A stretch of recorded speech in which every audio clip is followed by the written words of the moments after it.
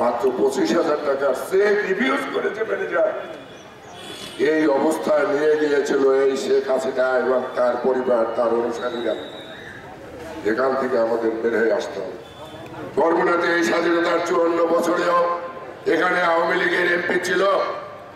আজকে সারা বাংলাদেশে সমস্ত জায়গায় তুলনা করা যায়, বরগুনা একটা পশ্চাৎপদ জেলা, সদর উপজেলা একটা পশ্চাৎপদ উপজেলা, যেখানে এখনো শত শত কিলোমিটার রাস্তা কাঁচা রয়েছে, যেখানে আমাদের মা বোনেরা কাটা পার হয়ে জেলা শহরে আসতে হয়, স্কুল কলেজে যেতে হয়। এটা আমাদের দুর্ভাগ্য। আমরা আজকে আপনাদের মাধ্যমে বলতে চাই, আগামী দিনে, আগামী 100 বছরে আমরা বরগুনার মানুষ আওয়ামী লীগকে না বলবো, না বলবো, না। এই জায়গাটা আমাদের উপনীত হতে হবে। বরগুনার উন্নয়নের জন্য আমরা উন্নয়নশীল একটা দলকে, উন্নয়নশীল মানুষের পাশে আমরা থেকে বরগুনার উন্নয়ন ঘটাবো। যারা উন্নয়ন করে না, আমরা তাদের অনুসরণ করবো না, আমরা তাদের বয়কট করবো। এই আশাবাদ ব্যক্ত করি। পাশাপাশি এখানে আমাদের জেলা প্রশাসক মহোদয়, আমাদের সিভিল সার্জন এবং তত্ত্বাবধায়ক, ইতিপূর্বে তারা এখানে সবাই নতুন এসেছে।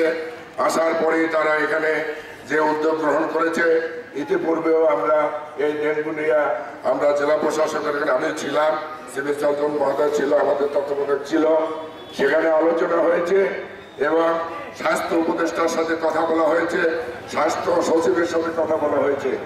আসলে সারা দেশে ডাক্তারের সংকট রয়েছে।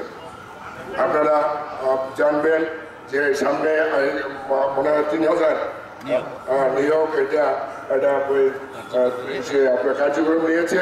সেটা এই নিয়োগটা হলে পরে আমরা আবার কিছু ডাক্তার হয়তো পেতে পারি। এবং এই হাসপাতাল ছিল একটা গোয়াল ঘরের মতো।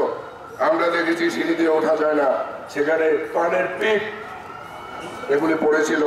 এদিকে আপনার হাসপাতালের দক্ষিণ সাইডে যারা উপর রুগী আছে, সমস্ত ডাব, খোসা, টিস্যু, যে চিপসের খোসা দিয়ে একদম মানে ভরপুর করে রেখেছিল। আমার মেয়ে যখন মারা যায়, আমি এখানে আসি, আসার পরে আমার কাছে খারাপ লেগেছে। পরে আমি 2 দিন 3 দিন এখানে থেকে প্রায় 70 জন লেবার নিয়ে প্রায় 20 ট্রাক ময়লা এই হাসপাতালের মধ্যে থেকে যেতে দাঁড়িয়ে থেকে বের করেছি। এবং আপনাদের মধ্যে অনেক সাংবাদিক আছে, অপসাংবাদিক, এই সাংবাদিকতা পরিহার করতে হবে। বরগুনার ভালোর জন্য আপনাদের পাশে থাকতে হবে, সহযোগিতা করতে হবে।